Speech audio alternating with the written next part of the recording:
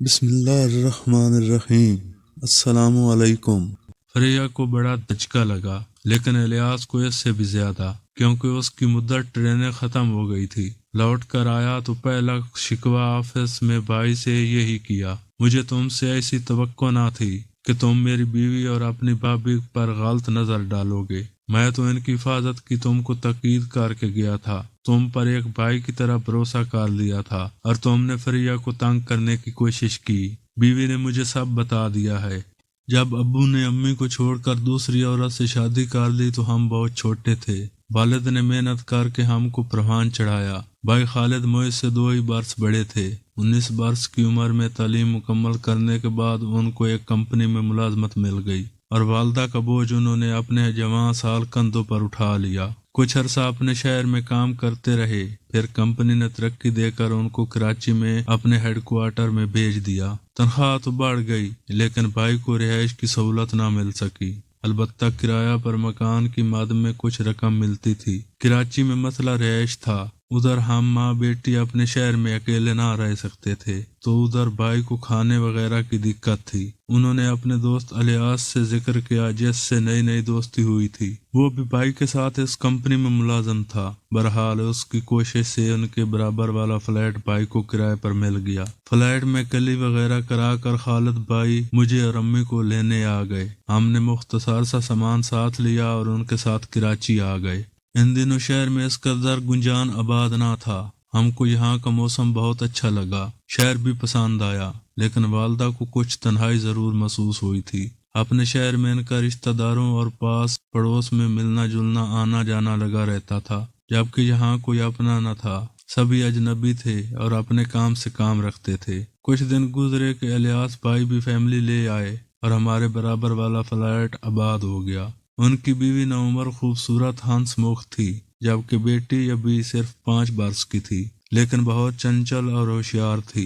جب معصوم زمان میں منموہنی باتیں کرتی تو بہت پیاری لگتی تھی۔ امی اور میں فرحیہ بھابھی کے پاس ہفتہ میں 1 بار چلے جاتے، یوں ان سے باتیں کر کے دل بہل جاتا۔ ان کا سارا خاندان میکہ اور سسرال سب ہی سیالکوٹ میں تھے، اور وہ یہاں تنہائی محسوس کرتی تھیں۔ الیاس بھائی اور خالد روز شام کو کٹھے آفس سے آتے۔ بھائی تھکے ہوتے، کھانے کے بعد کچھ دیر آرام کرنے کے لیے لیٹ جاتے۔ الیاس کی بیٹی ننھی کرن صبر کرتی، لیکن پھر اپنے ابو کے کمرے میں جا کر ان کو جگا دیتی، کیونکہ وہ سارا دن بالکنی میں کھڑی باپ کے گھر لوٹ کر آنے کا انتظار کرتی رہتی تھی۔ ایک روز امی نے فرحیہ سے کہا کہ تم اب بچی کو اسکول میں داخل کرا دو، سامنے ہی مونٹیسری ہے، سڑک پار کرنی پڑے گی، بس یوں تمہاری بچی اور بچوں سے ملے گی، اس کی ذہانت پر خوشگوار اثر پڑے گا۔ وہ بولی، میں اسے داخل کرانے لے گئی تھی، انہوں نے کہا کہ اس کو ABC پڑھاؤ اور 100 تک گنتی بھی آنی چاہیے، تو ہم پہلی کلاس میں لیں گے، کیونکہ مونٹیسری کی عمر سے یہ نکل چکی ہے، اب اس کو کلاس 1 میں ہونا چاہیے۔ تم خود پڑھی لکھی ہو، بچی کو گھر پر پڑھا لو، 1-2 ماہ میں اسے گنتی اور حروف تہجی وغیرہ یاد ہو جائیں گے۔ پڑھانے کی کوشش کرتی ہوں، لیکن مجھ سے یہ پڑھتی نہیں ہے، تنگ آ جاتی ہوں۔ میں نے کہا تو روز تھوڑی دیر کے لیے میرے پاس بھیج دیا کرو، میں پڑھا دوں گی۔ 1 ماہ بعد داخلے کا سیزن آ جائے گا، تب تک یہ حروف اور گنتی کی کچھ شت بدھ پا لے گی۔ 2-4 دن بچی کو فرحیہ خود آ کر میرے پاس چھوڑ گئی، مگر فرحیہ نے ٹھیک کہا تھا، یہ بچی بے حد چنچل تھی، قابو میں نہ آتی، باتونی بہت تھی، لیکن پڑھنے پر دھیان نہ لگاتی تھی۔ کچھ دن بعد اس نے آنا چھوڑ دیا تو ہم نے بھی اصرار نہ کیا۔ انہی دنوں الیاس بھائی کو بیرون ملک جانے کا موقع مل گیا۔ کمپنی نے ان کو ٹریننگ کے لیے بھجوا دیا اور فرحیہ اکیلی ہو گئی۔ جاتے ہوئے الیاس بھائی نے خالد بھائی سے کہا کہ اپنی بھابھی اور میری بیٹی کا دھیان رکھنا، ان کو کچھ ضرورت ہو تو تم کو کہیں گی۔ اپنی والدہ اور امی کو بھی میری طرف سے عرض کرنا کہ وہ فرحیہ کو تنہائی کا احساس نہ ہونے دیں۔ الیاس بھائی کو گئے 1 ماہ بمشکل ہوا تھا کہ فرحیہ بجھی رہنے لگی۔ پہلے وہ ہم سے ملنے آ جاتی تھی، پھر آنا بھی چھوڑ دیا۔ امی کئی بار گئی، وہ پلٹ کر نہ آئی، البتہ کوئی نہ کوئی کام کہہ دیتی کہ خالد سے کہنا بل بھر دیں، یا ایسا ہی کوئی کام۔ یوں خالد بھائی خود ان کے گھر جاتے، بل وغیرہ لے کر بھر آتے تھے۔ وہ پہلے تو ہر روز جاتے تھے، جب الیاس بھائی گھر ہوتے تھے، لیکن اب فریحہ کے بلوانے پر ہی جاتے تھے۔ تقریباً ہر روز فریحہ مجھے یا امی کو بلکنے سے کہہ دیتی کہ خالد بھائی کو بھیج دینا، کچھ کام ہے۔ ہمارے فلیٹ کا دروازہ ان کے دروازے کے ساتھ تھا، لہذا وہ آواز بھی دیتی تو ہم سن لیتے تھے۔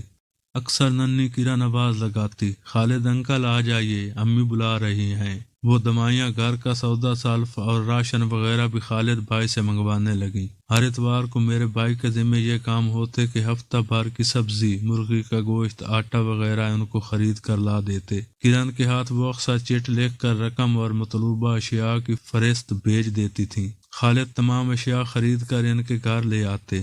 وہ بیٹھنے کو اصرار کرتی اور ننھی کرن تو بھائی کا ہاتھ پکڑ لیتی کہ انکل بیٹھیے نا۔ تب وہ بچی کے اصرار پر ذرا دیر وہاں بیٹھ بھی جاتے، یہ سوچ کر کہ بچی باپ کی جدائی کو محسوس کرتی ہے۔ وہ اس کو پیار کرتے، ٹافیاں دیتے اور کچھ دیر اس سے باتیں کرتے۔ تب تک فریحہ چائے، کباب وغیرہ لا کر ان کے آگے رکھ دیتی اور کہتی، خالد کھاؤ نا، کباب تو میں نے اپنے ہاتھ سے بنائے ہیں، بڑے مزیدار ہیں۔ بچی کو تھوڑی سی کمپنی دینے کی خاطر بھائی خالد فریحہ کے اصرار کو نظر انداز نہ کر سکتے اور چائے پی لیتے۔ پہلے تو وہ چائے اور تواضع کے لوازمات تپائی پر رکھ کر دوسرے کمرے میں چلی جاتی۔ رفتہ رفتہ بیٹی کے ساتھ بیٹھنے لگی، اس دوران خالد سے اپنائیت سے بات چیت کرتی۔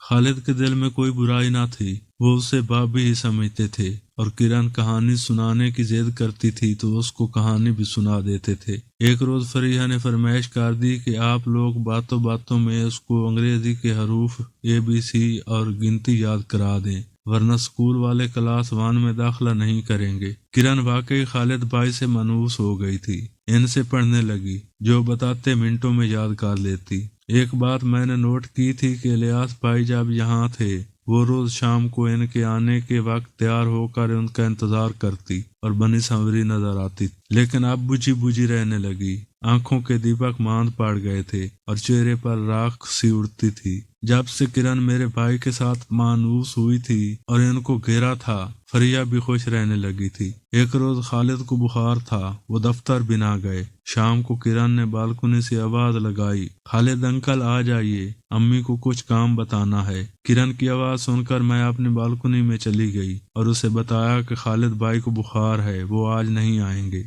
میری آواز فریحہ نے سن لی اور وہ پریشان ہو گئی، یوں ان کو پوچھنے ہمارے گھر آ گئی۔ بھائی نے کہا، بھابھی پریشان نہ ہوں، میں اتنا بیمار نہیں ہوں، آپ کا سودا سلف جو بھی منگوانا ہے لا دیتا ہوں، آپ گھر چلیے، میں ابھی آیا۔ فریحہ گھر چلی گئی۔ امی نے روکا، بخار ہے تو مت جاؤ، سودا کل لے دینا۔ وہ بولے، امی دوست نے کہا تھا کہ بھابھی کا خیال رکھنا، الیاس کی خاطر جا رہا ہوں، ممکن ہے ان کو کوئی فوری ضرورت کی شے منگوانی پڑ گئی ہو۔ وہ فریحہ کے گھر چلے گئے۔ بخار سے بھیا کا چہرہ سرخ ہو رہا تھا۔ فریحہ نے محسوس کیا کہ واقعی بخار تیز ہے تو بولی، آپ اس حال میں کیوں آ گئے؟ جلدی سے تھرمامیٹر اٹھا لائی اور بھائی کا بخار دیکھنے لگی، پھر ان کو صوفے پر لیٹنے کو کہا اور خود ان کے لیے چائے بنانے لگی۔ خالد نے بہت منع کیا، لیکن کرن لپٹ گئی، نہیں انکل، آپ ابھی نہ جائیں، مجھ سے پویم سن کر جائیے، میں نے یاد کر لی ہے۔ بچی کے اصرار پر بھائی صوفے پر نیم دراز ہو گئے اور کرن سے باتیں کرنے لگے۔ اتنے میں فریحہ چائے لے کر آ گئی۔ آج اس کی باتوں کا انداز دوسرا تھا۔ بھائی نے محسوس کر لیا کہ وہ غیر معمولی توجہ دے رہی ہے، خیال کیا کہ میرے بخار کی وجہ سے ایسا کر رہی ہے، تبھی دل میں آنے والے وہم کو ذہن سے جھٹک دیا۔ تاہم اب انہوں نے ان کے گھر کے اندر جانا ترک کر دیا اور سودا سلف کا وہ دروازے کے باہر سے ہی پوچھ لیتے تھے۔ اس بات کو فریحہ نے محسوس کیا اور گھر آ کر گلہ کیا کہ شاید تم میرے کام سے تھک گئے ہو، جو ایسا رویہ اختیار کر لیا ہے۔ کرن تو روز تمہارا انتظار کرتی ہے اور تم اس معصوم کے لیے بھی نہیں آتے۔ غرض اس کی بات کرنے کا انداز ایسا تھا کہ بھائی شرمندہ ہو گئے۔ اگلے روز وہ شام کو ان کے گھر چلے گئے۔ کرن کے ملنے کے خیال سے وہ اتفاق سے سو رہی تھی۔ فریحہ نے بھائی کو اصرار کر کے بٹھا لیا، کہا کافی دیر سے سو رہی ہے، بس ابھی بیدار ہونے کو ہے، کرن سے مل کر ہی جانا ورنہ وہ بہت روئے گی۔ بھائی مجبوراً صوفے پر بیٹھ گئے۔ کرن بیدار نہ ہوئی تو وہ اٹھ کر جانے لگے، تبھی فریحہ نے آگے بڑھ کر ان کا راستہ روک لیا۔ اس کا چہرہ اترا ہوا تھا اور آنکھوں میں آنسو تھے، جیسا کہ وہ کسی بڑے کرب سے گزر رہی تھی۔ کشمکش اس کے چہرے سے صاف ظاہر تھی۔ بھائی کو پسینہ آ گیا، اور وہ خود کو سنبھال کر فریہ کو دھکا دے کر دروازے کی طرف بڑھے اور اپنا دامن بچا کر اس کے گھر سے نکل آئے۔ خالد نے تنہا عورت کے بکھرنے کا یہ روپ پہلی بار دیکھا تھا۔ انہوں نے عہد کر لیا کہ اب کبھی اس کے گھر کی دہلیز کے ادھر نہ جائیں گے، خواہ کرن کتنی ہی آوازیں لگائے۔ سچ ہے، امی ٹھیک کہتی تھیں، اکیلی عورت کے گھر نہ جایا کرو۔ وہ واقعی پھر نہ گئے۔ کرن اور فریحہ نے کئی بار بلایا، انہوں نے بہانہ کر دیا اور گھر سے سیڑھیاں اتر کر سڑک پر نکل گئے۔ ان کی بے رخی اور یہ رویہ فریحہ پر قیامت بن گیا۔ وہ خود بار بار ہمارے گھر آنے لگی۔ تب امی بھی کچھ گھبرائیں۔ چلاک فریحہ نے بات بنائی، خالد نے مجھ سے کچھ رقم ادھار لی ہے، اب مجھے ضرورت ہے، واپسی کے لیے کہا تو مجھے دیکھ کر گھر سے نکل جاتے ہیں۔ امی کو یہ بات بری لگی۔ جب وہ چلی گئی اور بھائی گھر آئے تو انہوں نے بیٹے کو برا بھلا کہا کہ خالد تم احسان فراموش ہو، کیوں ایسا کیا ہے؟ اگر رقم کی ضرورت تھی تو مجھے بتاتے، اب ادھار لیا ہے اور ان کو ضرورت ہے تو واپس کرو اور مجھے بتاؤ کہ کتنا پیسہ لیا ہے تاکہ میں کسی طور لوٹا دوں۔ بھائی نے آنے والے طوفان کو بانپ لیا، چپکے سے دوسرا مکان ڈھونڈنا شروع کر دیا۔ اب کراچی سے کچھ واقفیت ہو گئی تھی۔ آفس کے ایک کلیگ کے ذریعے نیا مکان تلاش کر لیا اور ایک روز خاموشی سے گھر شفٹ کر لیا۔ فریحہ کو بڑا دھچکا لگا، لیکن الیاس کو اس سے بھی زیادہ، کیونکہ اس کی مدت ٹرینیں ختم ہو گئی تھی۔ لوٹ کر آیا تو پہلا شکوہ آفس میں بھائی سے یہی کیا، مجھے تم سے ایسی توقع نہ تھی کہ تم میری بیوی اور اپنی بھابھی پر غلط نظر ڈالو گے۔ میں تو ان کی حفاظت کی تم کو تاکید کر کے گیا تھا، تم پر ایک بھائی کی طرح بھروسہ کر لیا تھا اور تم نے فریحہ کو تنگ کرنے کی کوشش کی۔ بیوی نے مجھے سب بتا دیا ہے، اس لیے اس نے مکان مالک سے کہہ کر تمہارا سامان اٹھوا دیا۔ دوست کے منہ سے ایسی شکایات سن کر خالد بھائی ہکا بکا رہ گئے۔ اس کے بعد انہوں نے کمپنی کے مالک کو منت سماجت کر کے اور اپنی مجبوریاں بتا کر اپنا ٹرانسفر کرا لیا۔ نقصان یہ ہوا کہ بڑے شہر کا جو الاؤنس ملتا تھا وہ کٹ گیا اور تنخواہ کم ہو گئی، لیکن خالد بھائی کو افسوس اس خسارے کا نہ تھا۔ افسوس یہ تھا کہ ایک عورت کی چال بازی کی وجہ سے وہ ناحق گناہ گار ٹھہرے تھے اور ایک اچھے دوست کی دوستی اور رفاقت سے بھی محروم ہو گئے تھے۔ اگر آپ کو کہانی پسند آئی ہے تو ویڈیو کو ضرور لائک کیجیے اور اپنے دوستوں کے ساتھ شیئر بھی کیجیے اور ہمارے چینل کو سبسکرائب لازمی کریں۔ شکریہ۔ اگلی کہانی تک کے لیے اللہ حافظ۔